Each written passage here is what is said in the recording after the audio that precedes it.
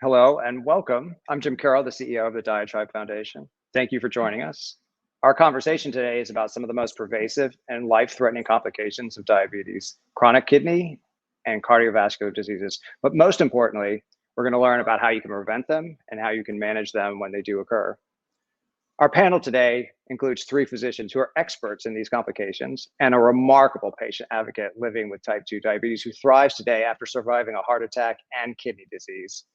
Because many of these therapies you're going to hear about today are approved for people with type 2 diabetes, our panel discussion will be most relevant to people with type 2. However, please note that some physicians do prescribe some medications off-label for people with type 1.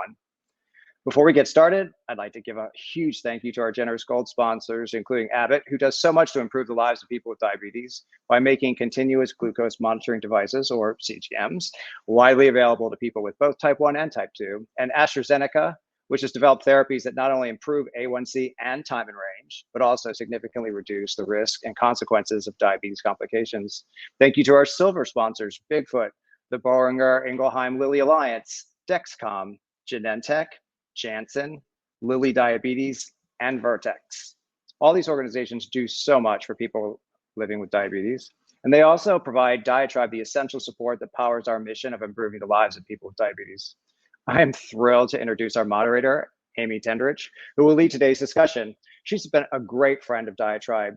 Amy is a journalist, a blogger, and a nationally recognized private patient advocate.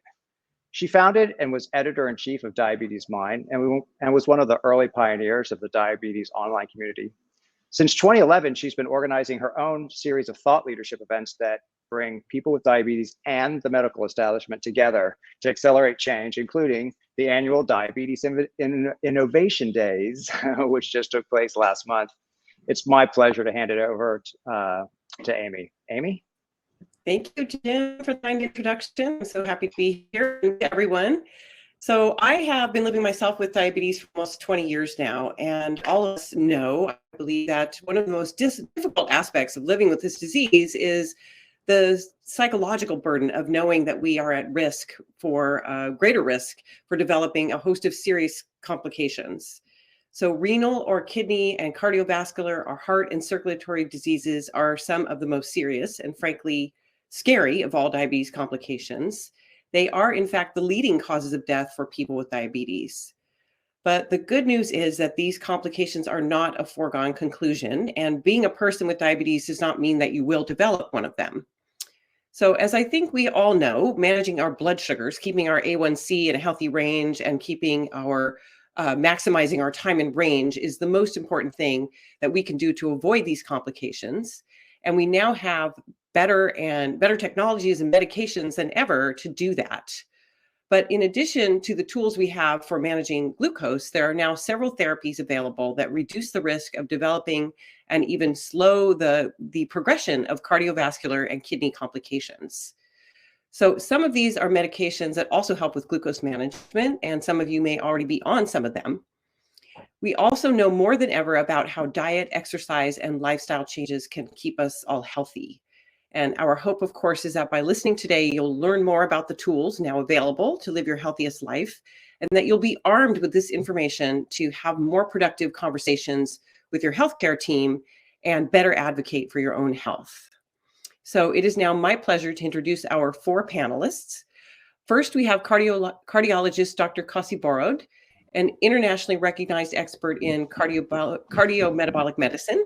He is executive director of the Cardiometabolic Center Alliance and co-director of the Haverty Cardiometabolic Center of Excellence at St. Luke's Mid-America Heart Institute in Kansas City.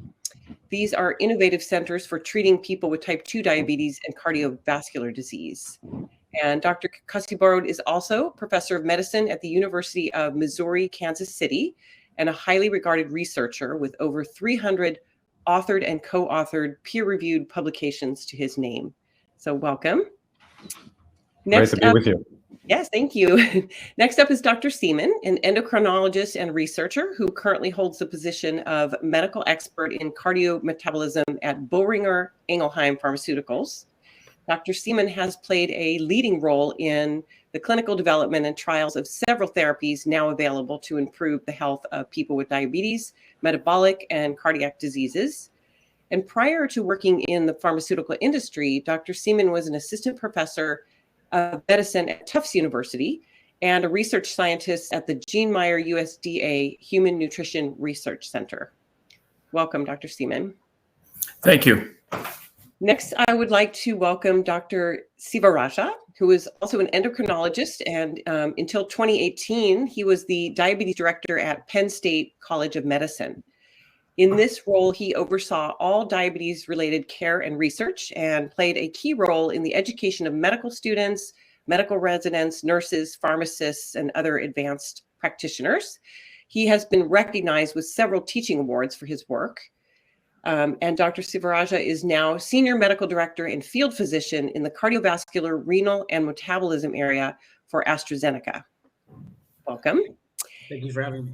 And last but certainly not least, we're thrilled to have with us Anne Safran-Dolan. She is a person who has lived with type 2 diabetes for over 20 years, and she knows firsthand how diabetes impacts heart and kidney health. She's a member of the National Kidney Foundation Advocacy Committee and a tireless patient advocate for people living with these diseases.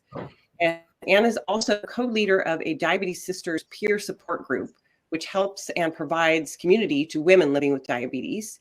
And I understand Anne is currently busy working on a comedy night benefit for the National Kidney Foundation that will take place in March 2023 in New York City and will be live streamed nationwide. So keep your eyes out for that. Thank you. So, I'm really happy to be here and share my experiences with everybody. We're so happy to have you. Okay, so let's get started by briefly defining what is meant by the term cardiometabolic disease and how these diseases and risks for complications are related to each other. So I'd love to start with Dr. Sivaraja. When we talk about cardiometabolic diseases, what diseases are we talking about? Okay, first of all, once again, thank you for having me tonight. I hope this is helpful and empowering for all of you. When I define cardiometabolic disease, I initially think really of what is like the metabolic syndrome, right? So it's a cluster of risk factors, including type 2 diabetes, including hypertension, high cholesterol, obesity. When you have these interrelated risk factors, you're then more predisposed to developing cardiometabolic disease, which then these are diseases that affect organ systems, including the heart, the kidneys, and also the liver. So really that, I think if you are talking to your healthcare provider, the biggest thing is to really, if you have any of these risk factors, to start to screen and be aware that you potentially have these risks for cardiometabolic disease. Thank you. Yeah. Dr. Seaman, could you shed some light on the relationship between prediabetes, type 2 diabetes, cardiovascular disease, and kidney disease? Sure. So prediabetes is the state where a patient really appears as having insulin resistance. And in this period of developing insulin resistance, a lot of these risk factors that was just discussed, it can start to appear. Generally, patients with prediabetes are already developing high cholesterol, high triglycerides. They're developing the hypertension, and all these risk factors are starting to mount at that point in time. And eventually, these risk factors, as was mentioned, contribute to cardiovascular disease. And now, these same risk factors are also components of developing kidney disease as well. Patients with hypertension in particular are very much prone to developing kidney disease. Now, hyperglycemia contributes as well, but in the pre-diabetic state, it's not very, the patients aren't very hyperglycemic. So hyperglycemic for our audience, even meaning obviously long-lasting high blood sugar. These are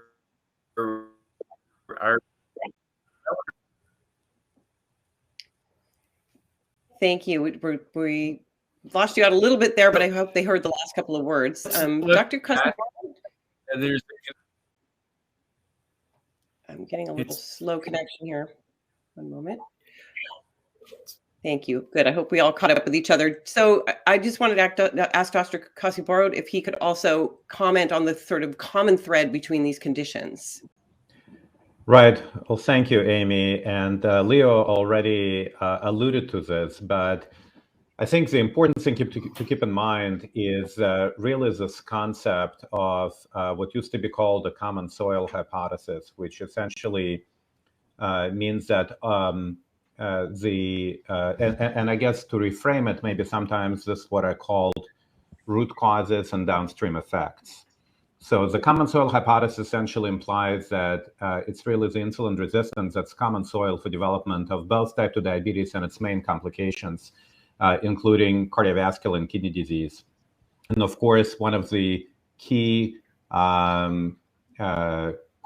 of insulin resistance itself is frequently obesity and what we call visceral adiposity, which essentially means accumulation of adipose tissue or fat tissue in the body, especially around the vital organs. So the idea essentially is that you have these root causes, which are obesity, visceral adiposity, insulin resistance, that then lead to a number of downstream effects. These important downstream effects are things such as inflammation, for example, elevation in blood pressure, abnormality in your blood cholesterol and lipids, and a number of other.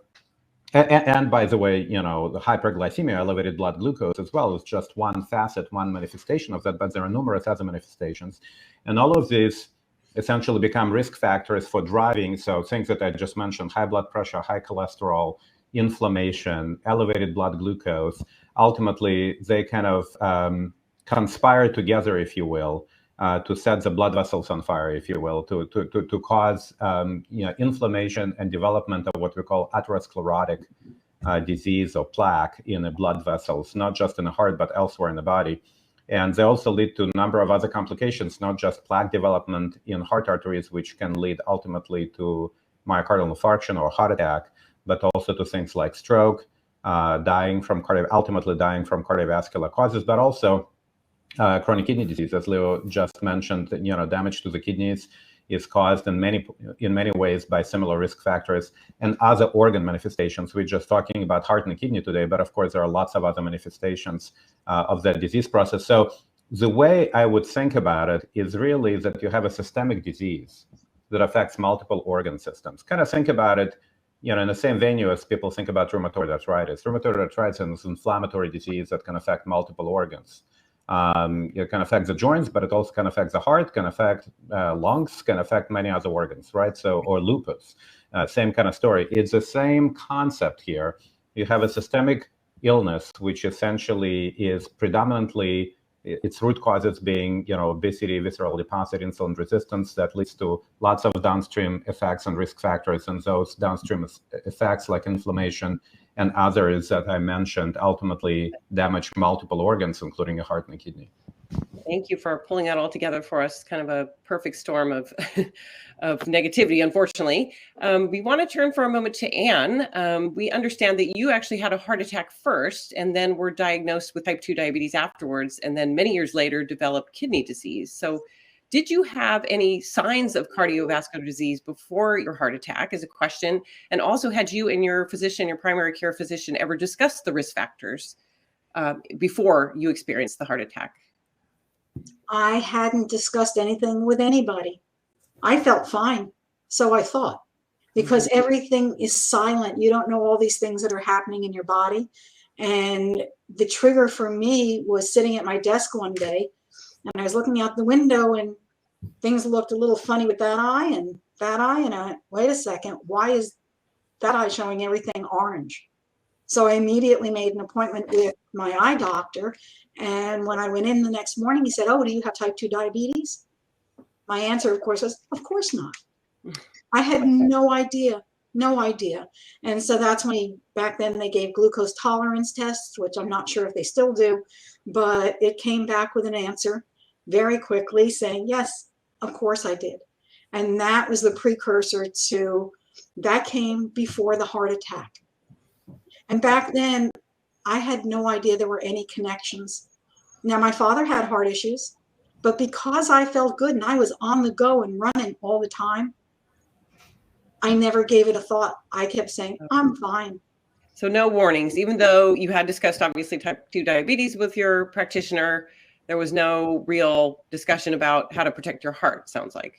No, and even though when they give you the questionnaires and they ask you for family history. Of course, I listed that. My father had had heart issues, but it never came full circle to talking to me about what could happen. Yeah, so while we're on the topic of that, like early detection and screening, Dr. Kosiborod, we wanted to ask you, what signs might a person experience that are an early indication of heart problems? Oh, there is a whole range of symptoms that may occur.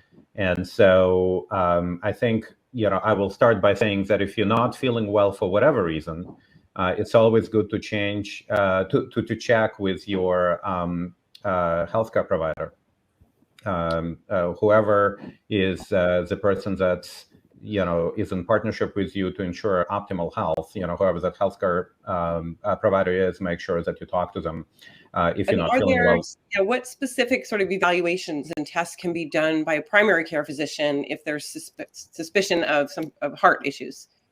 Right. So let me just take a step back before I answer that question, Amy, and first say, there are some relatively common symptoms of heart disease that everybody should know about. So if you're experiencing any chest discomfort, and I like to use the word discomfort rather than pain, because pain is a very personal kind of thing. Some patients frequently say, no, I don't have pain, but I have pressure, or I have discomfort, or I have just a feeling of unease in my chest. And that may happen with physical activity, and sometimes without necessarily physical activity. It could be with emotional stress.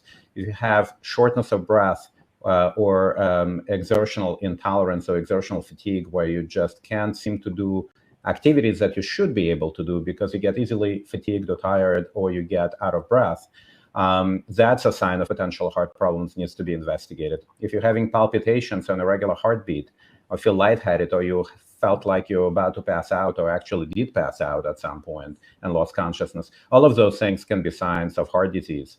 So these are relatively common symptoms, and if you have one of those, you absolutely should immediately discuss it with your healthcare provider. Obviously, if you're having really significant issues with chest discomfort or shortness of breath, you may even need to get urgent care. But if these are some of the things that have been going on for some time and you're just not certain, please make sure you get those evaluated right away. Now, in terms of what a primary care physician or clinician can do versus when you need to see a specialist, I think the most important thing is just make sure you bring it to the attention of a healthcare provider.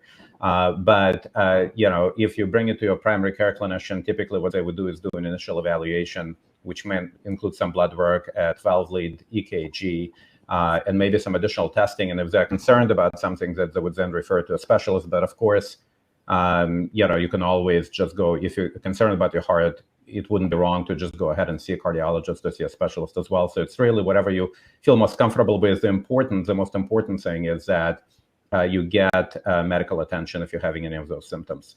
The other thing I will say very briefly, Amy, is even if you're not having symptoms, but you have type 2 diabetes, especially if you have type 2 diabetes plus additional risk factors like high blood pressure, high cholesterol, family history of heart disease, these are the things that you need to pay attention to and make sure you have regular checks with your healthcare provider as well. We always used to say, know your numbers. I think that's still highly relevant. You need to make sure that you know what your blood pressure is, what your cholesterol levels are, what your hemoglobin A1C and blood glucose control looks like, what your weight and what your weight and waist circumference are. All of those things are important. Gotcha. Thank you. Dr. Sivaraja, what about screening for kidney function? When and how often should people with type 2 diabetes be having their kidneys function evaluated, and what are the tests that are used to screen for abnormalities there?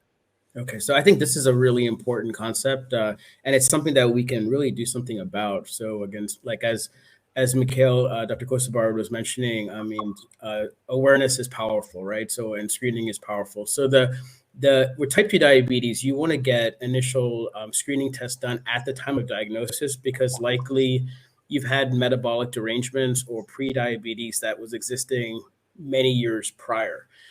So the two major tests that are recommended are an eGFR, which is glomerular filtration rate, which just tells us about the kidney's function.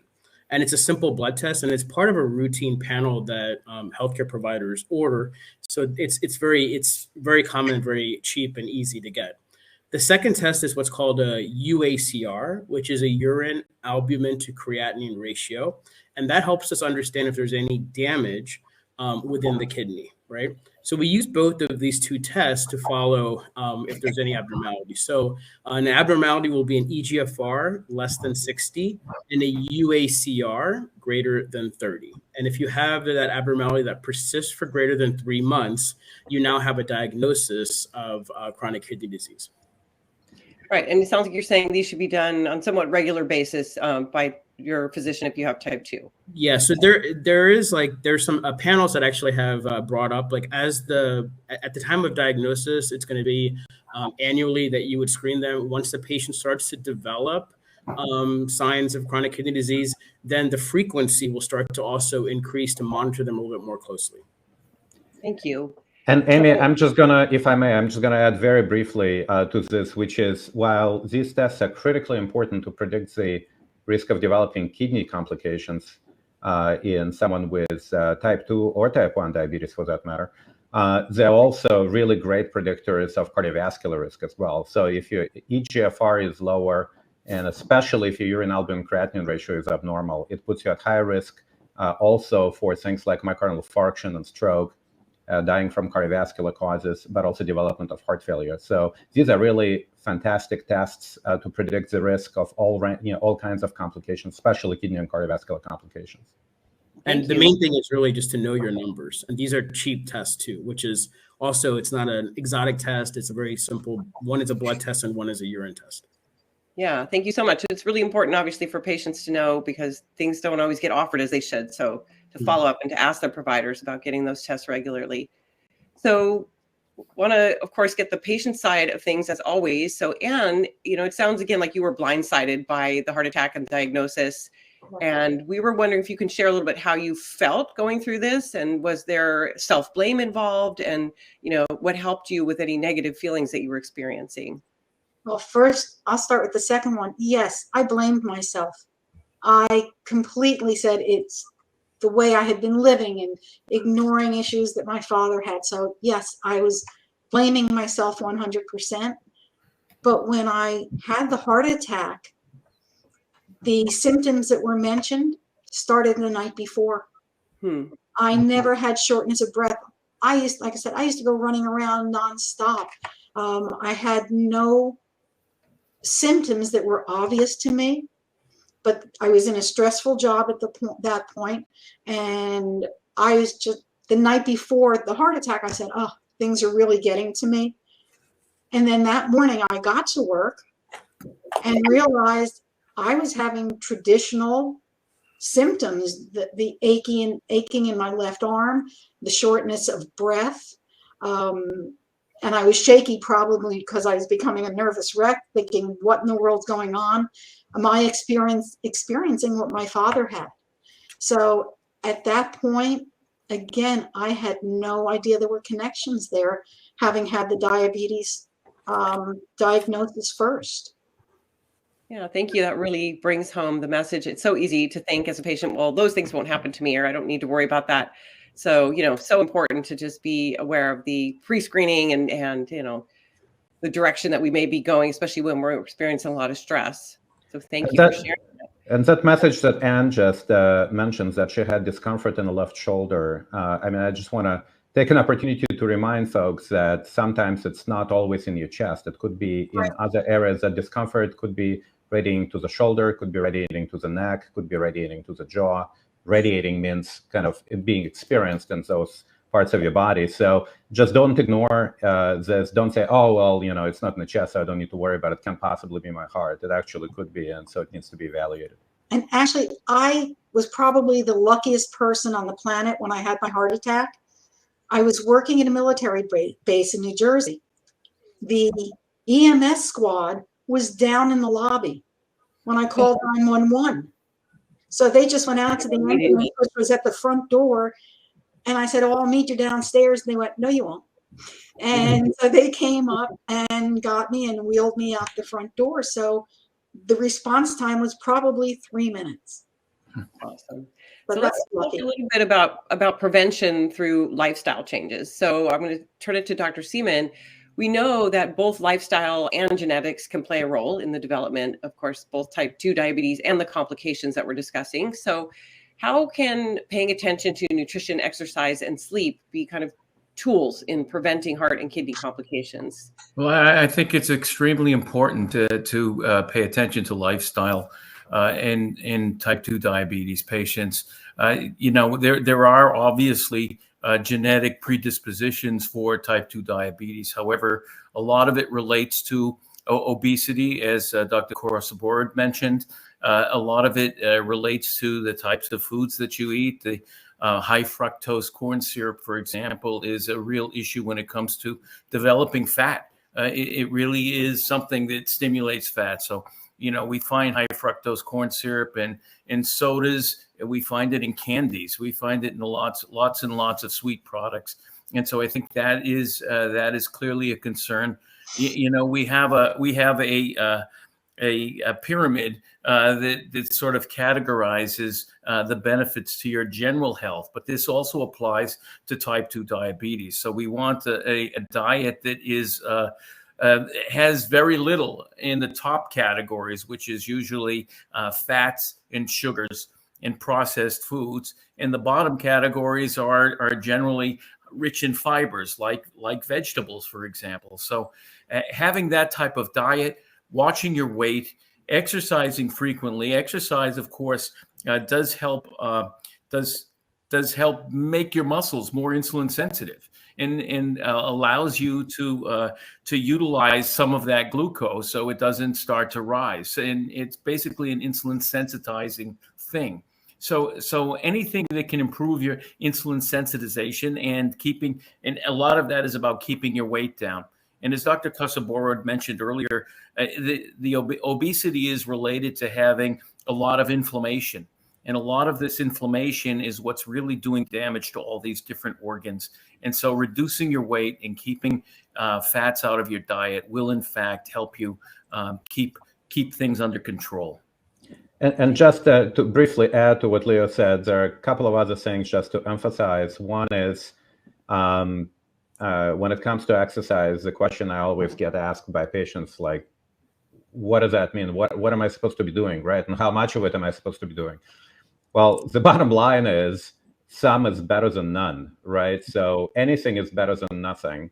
So simple things like getting out of your home or apartment and just going for a walk, on a regular basis is great. The American Heart Association recommends 150 minutes of moderate intensity exercise per week. That's not a whole lot. That's 30 minutes, 5 days a week.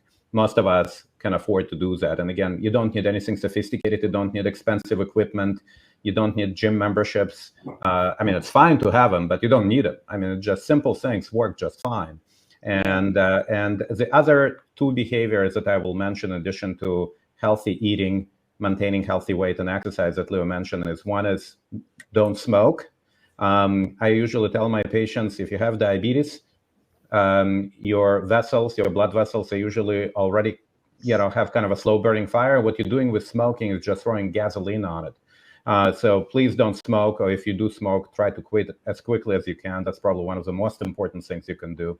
And second is make sure you have a healthy sleep habits. So sleep health is becoming increasingly important as a risk factor for all kinds of things, including cardiovascular issues.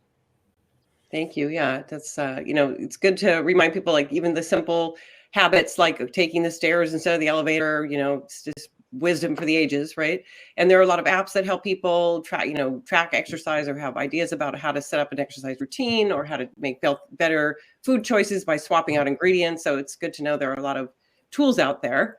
And I wanted to ask you, I understand that just prior to needing dialysis for kidney failure, you actually received a kidney transplant. So I'm wondering about the sort of lifestyle changes you may have implemented or what proactive measures you take now to keep your new kidney healthy and prevent another heart attack. I was extremely lucky that on the desk that you see behind me, that was piled high with the things that were needed for dialysis. I had already gone through the training.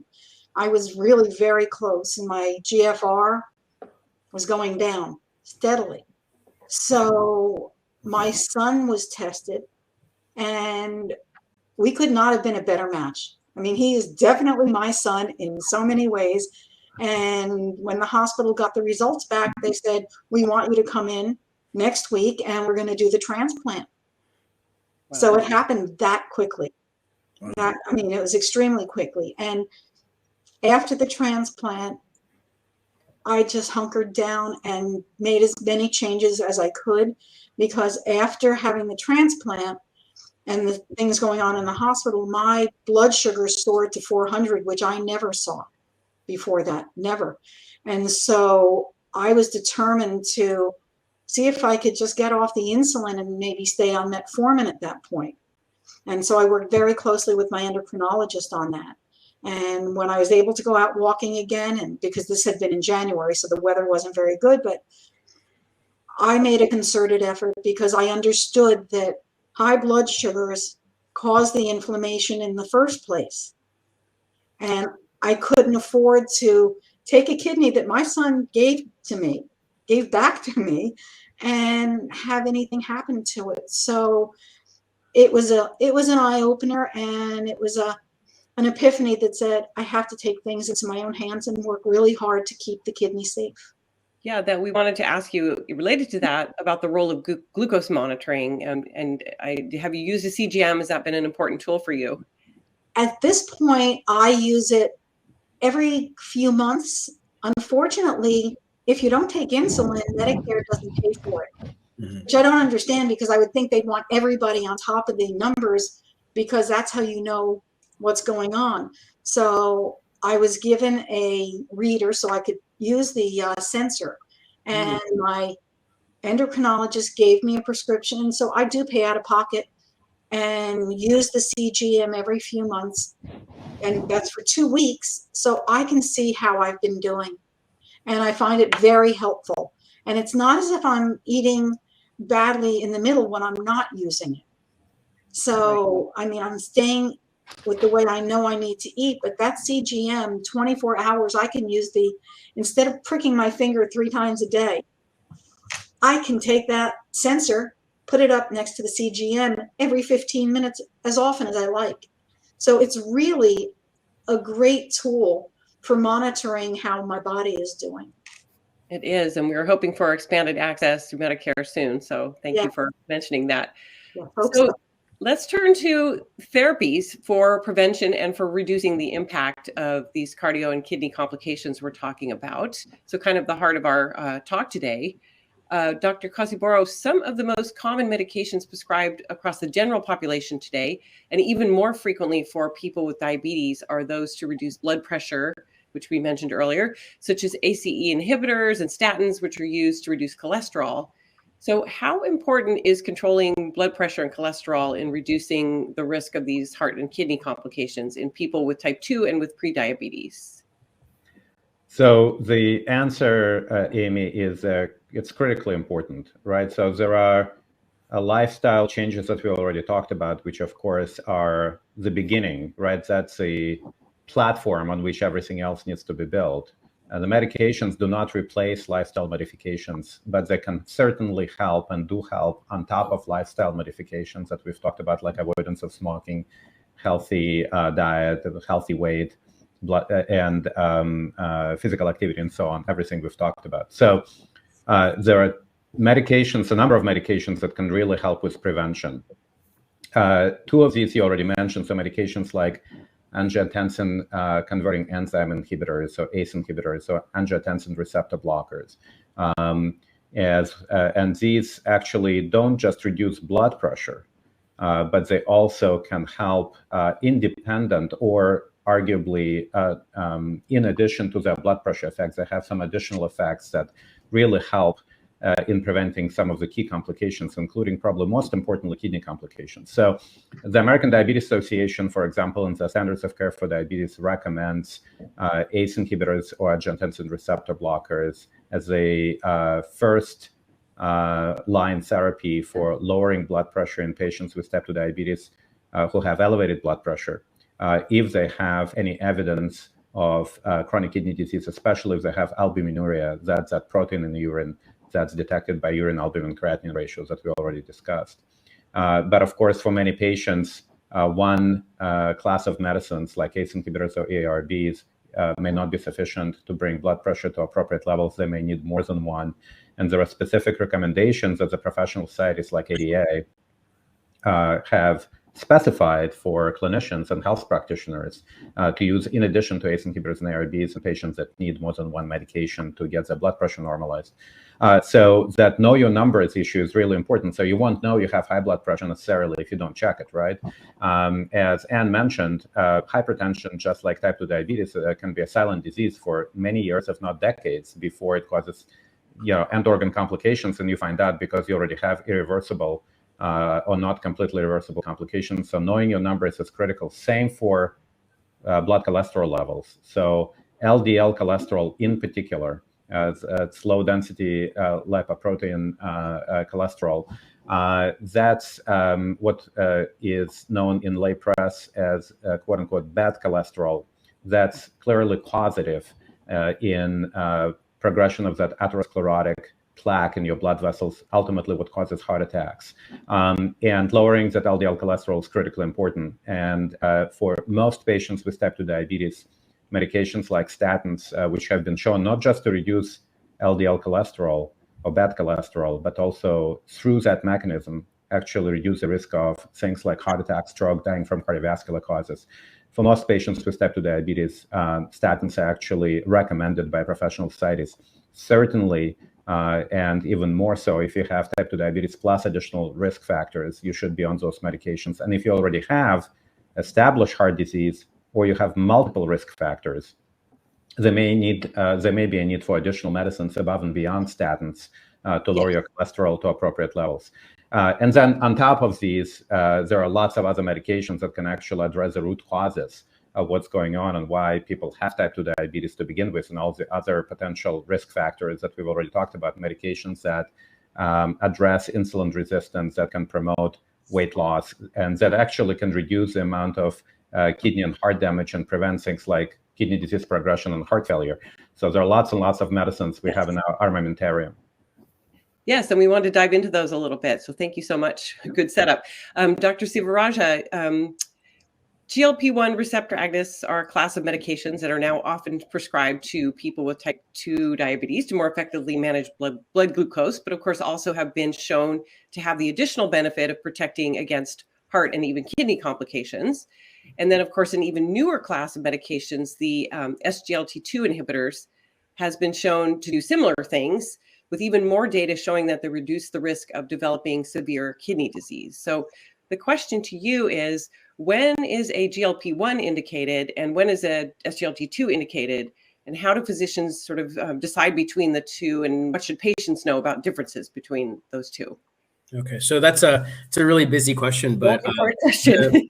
the basic premise, in my opinion, my humble opinion, is actually both classes of medications are wonderful together. They're really the ideal duet. So when I think of a GLP receptor agonist, basically it's replacing a hormone that the gut in patients with type 2 diabetes are not making enough of. So it does a wonderful job in terms of the glycemic control, helping with blood sugar management, but then more importantly, has a secondary benefit of weight loss as well as no risk for hypoglycemia. The SGLT2 inhibitors are sodium glucose cotransporter 2 inhibitors that essentially block glucose reabsorption or glucose coming back into the bloodstream. So essentially, patients are losing glucose in the urine. So they have an improvement in their glycemic management, but then more importantly, as they do that, they have the secondary benefit of additional weight loss as well from the calories that are lost. And also no risk by itself of low blood sugar. So just from a blood sugar perspective, they do a wonderful job of helping patients with type 2 diabetes manage their blood sugars. But what I think is the most exciting thing is, while all these medications were kind of being developed, the FDA mandated back in 2008 that all of the glucose lowering therapies have to demonstrate cardiovascular safety. And really, honestly, what a blessing that is, because then we started seeing these extra glycemic benefits, which are really addressing the cardiometabolic benefits. So in terms of picking which one or the other, some societies will recommend that if a patient with type 2 diabetes has a phenotype that is predominantly atherosclerotic cardiovascular disease, you would go with the GLP receptor agonist first. If they have predominant heart failure risk or chronic kidney disease risk, you'd go with an SGLT2 inhibitor. But quite humbly, again, as I mentioned earlier, they just work so synergistically and well together that they really give a very nice cardiorenal protection for patients with type 2 diabetes. Thank you. That's great to know. I'm hoping that Dr. Seaman can expand on this a little bit, because we know that certain SGLT2 inhibitors have also recently received expanded indications from the FDA based on new research to reduce the risk for hospitalization and death from heart disease in people both with and without diabetes. So what types of heart disease specifically can the SGLT2 inhibitor medications reduce the risk of? So there have been a number of studies, as was alluded to, and one of the biggest studies was in a population of patients who all had some cardiovascular disease and type 2 diabetes. And in that population, it was discovered that there was a very drastic reduction in cardiovascular death, as well as in the other markers collectively. So there's a marker they call 3-point MACE, and that includes cardiovascular death, myocardial infarctions, heart attacks, and strokes. So when you combine the three together, there was clearly a positive signal that this class of drugs, that's the SGLT2s, demonstrated an overall benefit. And the same is true with actually the GLP-1s. The other indications that have come about is there were signals in that study and in others like it that patients would have reduced heart failure. It's a bit complicated how the reduction in heart failure happens, but it's more complicated than just lowering blood sugar. But patients with the risk of having heart failure, and a lot of them are diabetics and a lot of them are overweight patients. So those are a particular kind of heart failure called preserved ejection fraction heart failure. They demonstrated a benefit in that type of heart failure by reducing hospitalizations. And they also demonstrated a reduction in patients with the kind of heart failure you often saw after a heart attack, called reduced ejection fraction heart failure. And there is an indication for that, an indication for preserved ejection fraction. And finally, several studies have now been completed where they've taken patients with chronic kidney disease, with or without albuminuria or protein in your urine, and they've shown that there is a benefit across that population as well. So we've discovered that treating the body with metabolic drugs has an impact on all of those things. Now, when we go to the GLP-1s, there is also evidence that it reduces it could reduce preserved ejection fraction heart failure, and that's being looked into. But there's also some evidence that it reduces kidney disease. And the one thing the GLP-1s haven't shown really is a benefit in the heart failure patient in general. Although, as I mentioned, preserved ejection fraction is being looked into now. The big benefit with the GLP-1s, of course, is the amount of weight loss that you can lose. And there are new classes, new categories of this class of drug, GLP-1s, with other compounds in it, other functions rather in it that reduce weight even more. And that, of course, is the root cause, isn't it? That's really one of the biggest risk factors for developing diabetes in the first place. Yeah, and Amy, I'll just add to it. Remember how we started the conversation talking about root causes, downstream effects, and the fact that it's a systemic disease, cardiometabolic disease is a systemic disease with multiple organ manifestations. The real advance when we talk about these two classes of medicines, SGLT2 inhibitors and GLP-1 receptor agonists, is that they can address multiple manifestations of this disease all at the same time. So SGLT2 inhibitors, as Leo just mentioned, reduces blood glucose, causes a modest degree of weight loss, has very powerful effects on both prevention and treatment of heart failure, which, by the way, is one of the most feared complications, heart complications of type 2 diabetes, and has some of the worst prognostic impact. And the same on the kidney disease, can both prevent progression of to kidney disease in people who don't yet have it, if they have type 2 diabetes, but also if they already have chronic kidney disease. When added to medicines I mentioned before, ACE inhibitors and ARBs, can provide a really powerful additional protection and try to arrest or slow down the progression of the kidney disease, even if you already have some kidney damage. GLP-1 receptor agonists, the same kind of story. Weight loss, reduction in inflammation, prevention of things like heart attack and stroke, and of course, improvement in blood glucose control as well, which is why they were developed for diabetes to begin with. So the key here is try to, management of a patient with type 2 diabetes, if you can do it with medicines that can address multiple manifestations, including some of the root causes, such as obesity and visceral adiposity. That's really the optimal way of managing the disease. Thank you. Had another question I was trying to sneak in there for you as well. There is another drug recently introduced called, if I'm saying this right, finerenone? Finerenone, yes. Finerenone, thank you. In a class called MRAs that has been shown to slow the progression of kidney disease in people with type 2 and reduce the risk of death from heart disease. So can you weigh in on the effectiveness of that medication and when it might be indicated and prescribed for someone with type 2? Right. So finerenone, as you mentioned, Amy, is what we call a mineralocorticoid receptor antagonist, or MRA. So it really acts on blocking the toxic effects of aldosterone, which is a hormone that can promote inflammation, fibrosis, and damage to multiple organs. Now, these medications, mineralocorticoid receptor antagonists, have been around for years, even decades, and many of them have been available as generic medications for a long, long time.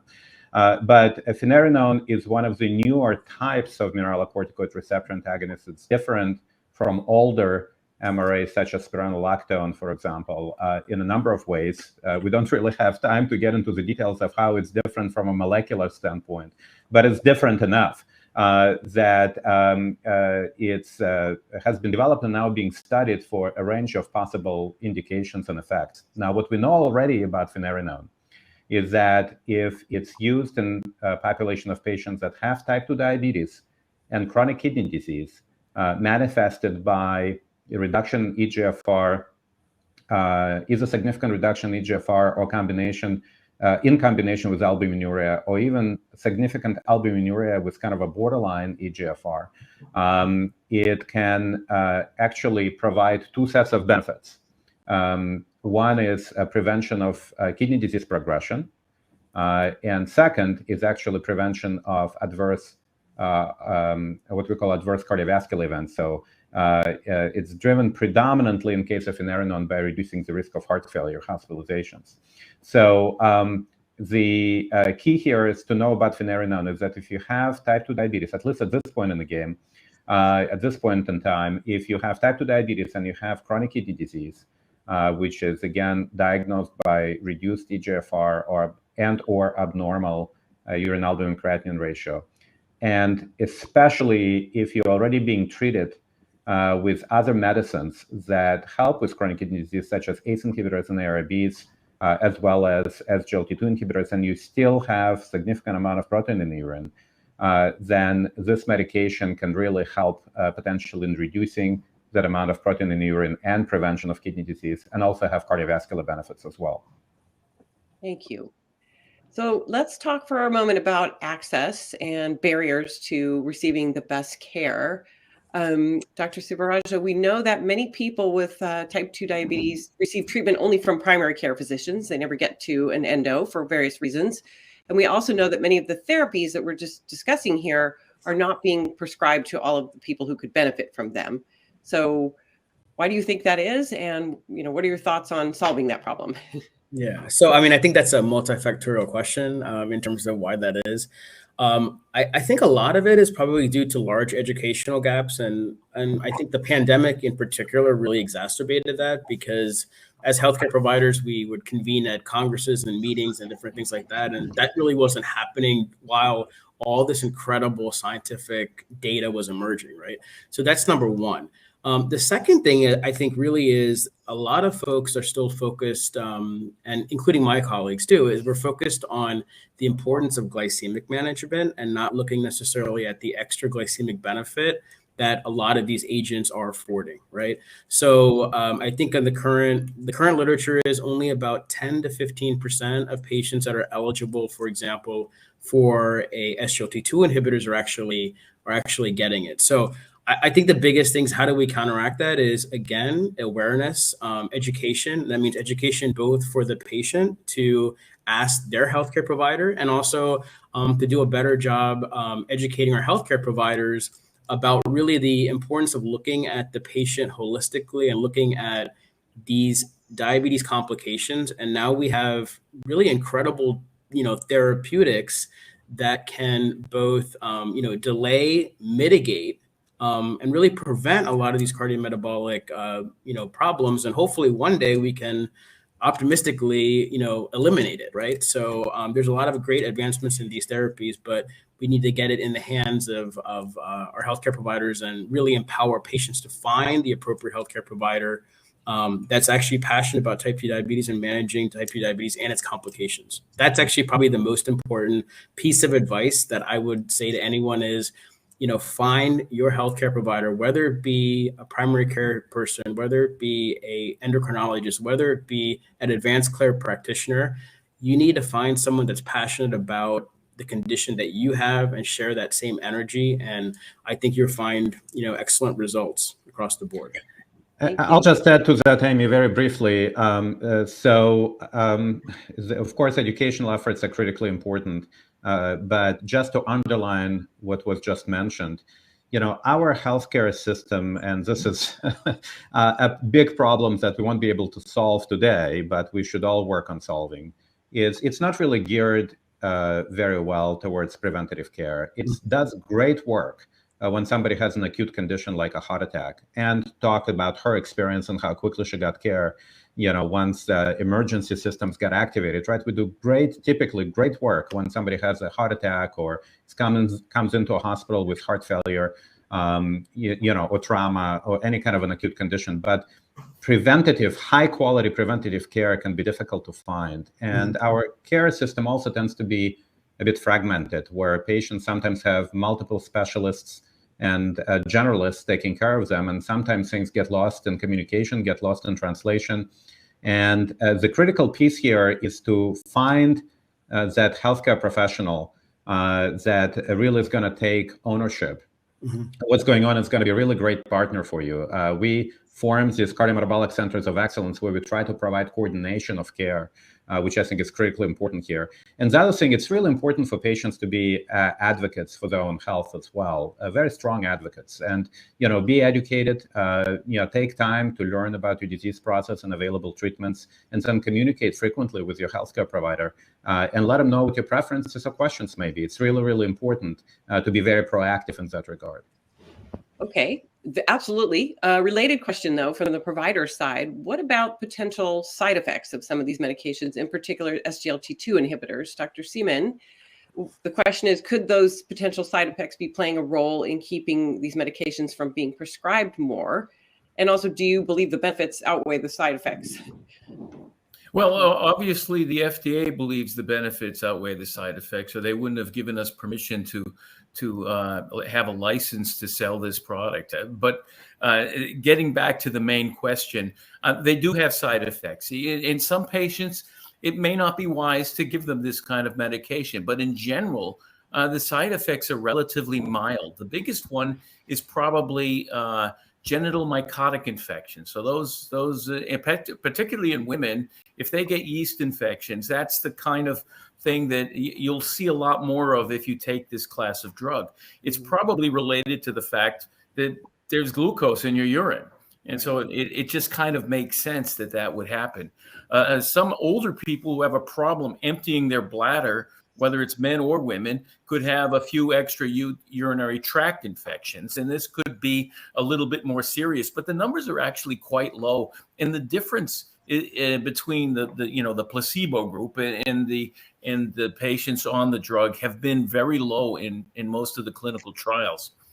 More concerning might be if you get orthostatic hypotension. So if you start getting dizzy when you stand up because your blood pressure is falling, that could be a slightly bigger problem. But again, it happens in a very small percentage of patients, and it happens with a lot of drugs that affect blood pressure. And people can adapt to it. They know that they have to sit up and wait a few minutes before they stand up, and it's a common problem with blood pressure medications that is pretty well treated. In the end, the benefit of reducing cardiovascular events, reducing hospitalizations for heart failure, reducing the progression of your kidney disease, even in patients who don't really have much kidney disease to begin with, far, far outweigh those risks that you subject yourself to. Yeah, and if I could also add too, one of the nice things is there also are tools to mitigate some of these side effects as well, right? So, for example, appropriate hygiene for patients at risk for mycotic infection. There's different tools that we have available, and we're learning more as we go along, and really kind of looking at that risk profile. So that's really where the conversation with your healthcare provider is going to be very key to help to mitigate some of these risks. Thank you. Okay, so some of these new medications, of course, are quite expensive, and certainly for those who are uninsured or underinsured, and even for those with insurance. So I want to ask you very briefly, both Dr. Sivarajah and Dr. Seaman, what kinds of patient assistant programs, in particular for people on Medicare, do your companies offer to help people afford these medications?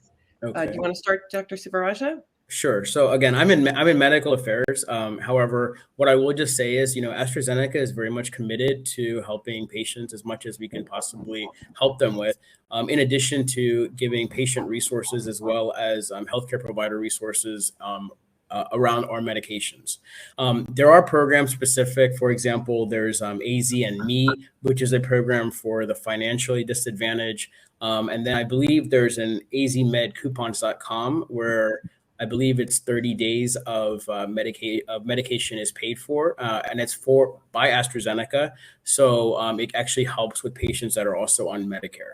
So there are definitely support programs that are available. I think the best resource that I would recommend is really utilization of our commercial colleagues, because it's constantly changing. The landscape is constantly changing. So hopefully your healthcare provider is in touch with those colleagues, and as well as talking to your pharmacist about various coupons and vouchers that could also be available as the landscape changes. Yeah, so it definitely comes down to advocating for yourself and ask. It always comes back down to that, right? Yep. Dr. Seaman? Yes, I would have to say that we have several programs that actually mirror what AstraZeneca is doing. There are coupons available. There are resources on the websites. So all you need to do really is look into those. However, I would add to this whole conversation that there is the Inflation Reduction Act, which is going to impact, especially in the Medicare population, what the cost of medications are going to be. And we believe that there will be some direct negotiations with the pharmaceutical companies. Now, this is something the public doesn't know very much about, that a lot of the pricing is sort of established between the payer and the pharmaceutical company. And I think there's a lot of, it's just that there's just no transparency there. Right. This might actually provide some transparency to have dealing directly with Medicare. And that way everything will be out in the open, and it will be clear how these processes and these pricings actually work. Now, I just want to mention something, if I could, about the cost of medications. Mm-hmm. Medications are expensive when they first come out, and there's reason for that. It often takes, for instance, we have probably spent over $2 billion just to develop the drug and have all these different claims. And that cost, if it's not recovered, we cannot continue to develop new drugs. And I think that's an important part of it. Not to say we don't make a profit. Obviously, all of the companies make a profit, or they wouldn't be in the business of doing this. But I think transparency is something that we need to we need to get a handle on. Yes, absolutely. I think it's an important development. I think there's been a lot of discussion about the sort of black box negotiations going on behind closed doors, the role of the pharmacy benefit managers, who are these go-betweens. So people are definitely have a notion that there's a lot of sort of dealing going on behind closed doors. And I think we'll all be glad to see that come out into the light of day. So thank you for bringing that up. I'd like to wrap up by asking Anne, I mean, we just talked over and over again about how important it is for patients to advocate for themselves. So in closing, what would your final word be to people who are experiencing or concerned about these complications? You know, how can they best stand up for themselves and take care of themselves? I think it starts with working with your doctor as a partner, knowing that there's someone you can bring your questions to, and any question that pops into your head, ask. Because what you think you may know may not always be right. So I think that's an important element. And do your homework. Don't just take information that you hear floating through the internet, because it may not be accurate. It may not be based in fact. So I had to be careful at what I was looking at so that I was on the right road. And the other thing that I found that was important, and I know we're talking about medications, is that I found to make the medications work better than I was doing, I had to change my style of eating so that the medications I felt worked better for me. It's not as if I was eating a very high carbohydrate diet and my blood sugars were going up, which they always did, I learned it's fighting with the medications to work harder. So that's another element to take into account. At least, like I said, for me, it was super important. And my numbers, my gosh, they've improved greatly, having put everything together so they work well. And I'm thriving now as opposed to existing. Excellent. That's a great word to the wise. Thank you. That is not just one thing. You can't just make a change in one area or just start taking the pills and just continue to live as previously. You have to sort of fire on all cylinders. So thank you so much for reminding us about that. So we'd now like to take the next few minutes, of course, to have our panelists answer some questions from the listeners. And the questions are popping in the chat here. So let's start with a question from Lawrence. This is for Dr. Seaman. How do SGLT2 inhibitors delay kidney disease? Do we know how this works? Yeah, we have a very good idea. You know, there's always a lot of factors that we don't have, but in this case, what we know is that without going through a lot of molecular mechanisms, what it basically does is that the kidney is made up of these units called nephrons. And where the blood and the urine sort of are parted is in a unit called the glomerulus. And in the glomerulus, there's a certain amount of pressure that is caused when you have type 2 diabetes, when you also retain sodium, so in heart failure, for example, when you have hypertension. All those risk factors increase the pressures in the glomerulus, and the glomerulus deteriorates more quickly. And when it deteriorates, then the kidney function has gone down by so much eGFR, as we were talking about earlier. So what this drug does is this drug sort of has several mechanisms that will reduce that pressure in the glomerulus. You know, and I think it's very complicated to explain how it is to the general public if they don't have a scientific background. But really, that's the bottom line, is it reduces pressures in the glomerulus, and so you don't deteriorate your kidneys as quickly. Thank you. Question for Dr. Kozibrod from Douglas. He says, I'm a type 2 and I got a heart transplant 7 years ago. I've been watching my sugars very closely. My transplant medications are very hard on the kidneys. So what can I do to help my kidneys? Right. Well, so first off, I, of course, don't know the details here, but it's very common that patients who had a heart transplant also happen to have type 2 diabetes. Sometimes that type 2 diabetes precedes heart transplant. We know type 2 diabetes is a huge risk factor for developing heart disease. And so it's not surprising that many people who require a heart transplant have type 2 diabetes as one of the key risk factors for those heart-related complications. But also, type 2 diabetes frequently can develop following heart transplant as well for a number of different reasons, including use of some of the what we call immunosuppressive medicines, so medicines that heart transplant and other organ transplant patients have to take to prevent the rejection of the transplanted organ. One of those medicines that's commonly used are steroid medications like prednisone, for example, that can actually cause, that are critically important to take, especially in the early stages after transplant to prevent rejection. But they can also cause blood glucose abnormalities and weight gain and insulin resistance, all of the things that we've talked about. So what would I recommend to Douglas kind of in general here? So first of all, you're absolutely right. There are a number of medicines that can cause potentially problems with blood glucose control, with weight gain, like steroids that we've talked about. Potentially, certainly type 2 diabetes itself is a big risk factor for kidney problems, and there may be some additional risk factors post-transplant on top of that. The good news is that there are things we can do to monitor kidney function and to potentially prevent kidney complications if you have type 2 diabetes. And while heart transplant patients were not specifically included in some of the trials of different medicines, there is no real reason to believe that in patients with type 2 diabetes, in the setting of a heart transplant, there would be any difference in how these medications that prevent kidney complications would act. So to be very specific, first of all, make sure your kidney function is closely monitored. And I'm sure it probably is. If you had a heart transplant, there is a team following you and making sure that you have a check of your eGFR and also urine albumin creatinine ratio. Those are critical tests. We already talked about why they're so important.